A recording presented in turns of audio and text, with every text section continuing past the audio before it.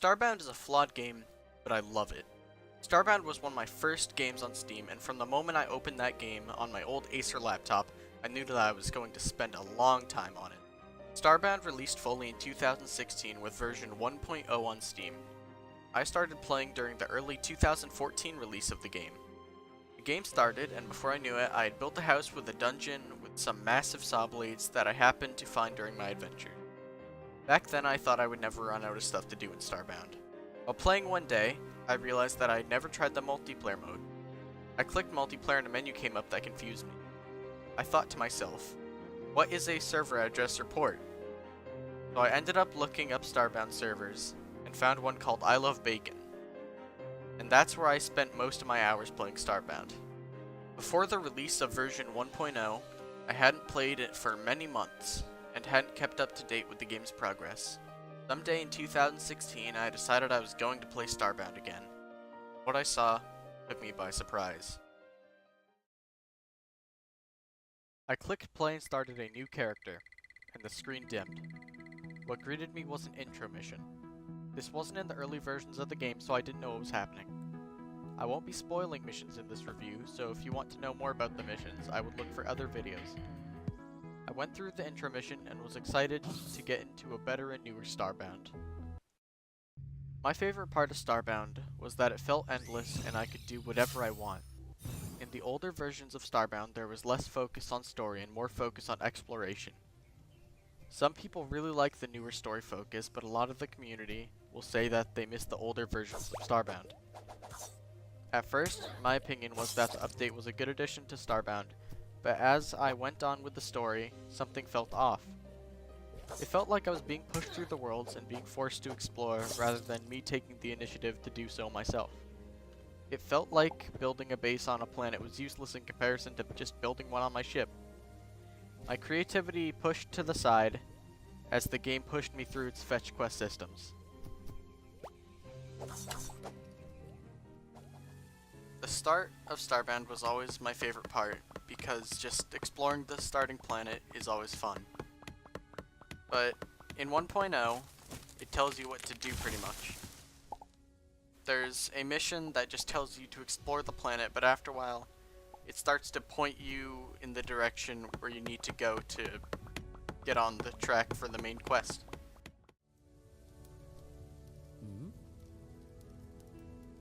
As the game goes on, you start to realize it's going to be more quest-based, and it kind of gets your hopes down. For me, it was just because I had gotten so used to playing the game before the major update that I just kind of missed the freeformness of it all.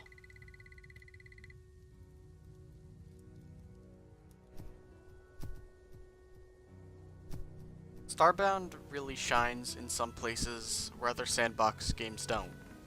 Like the exploration of pre-generated structures that have been randomly scattered all over the worlds. It's always fun to just see how they interact with each other, or if they spawn near each other, and it's always fun to just see.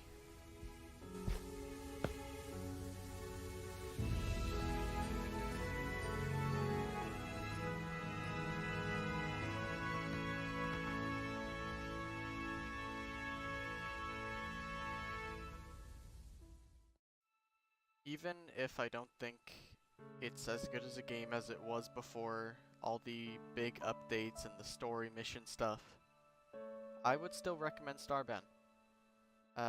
It's great. It has good exploration. The story is interesting. I just wasn't that into it as a previous player. But it's still a good game. I like it.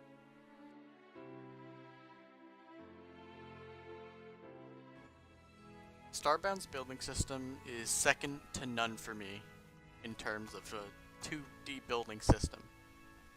Maybe Terraria comes in second place. But I think it does it extremely well. There's a way to interact with the foreground and background. It's just really impressive how they did things. All the animations, all the blocks, they look really clean. They all fit together. They just did a good job on it.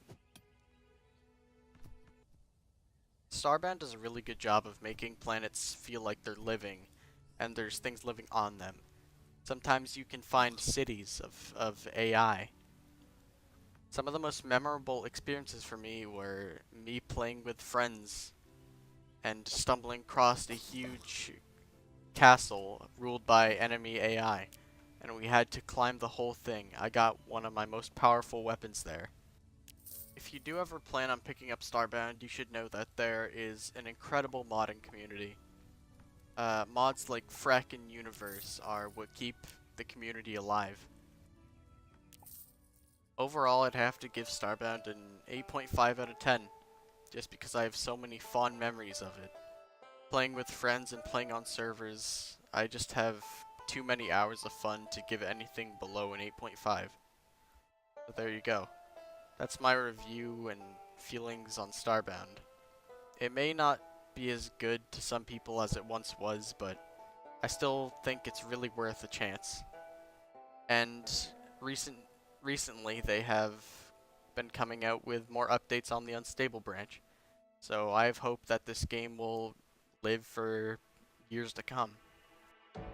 If you liked my thoughts or feelings on Starbound, then please consider subscribing. I know this video was a bit off for my channel. Right now I'm just doing Brawlhalla montage and this is a bit weird video to put out, but felt like it was a good time to do so, because I want to do more reviews in the future. Thank you for watching, like, subscribe, do all that. Thank you.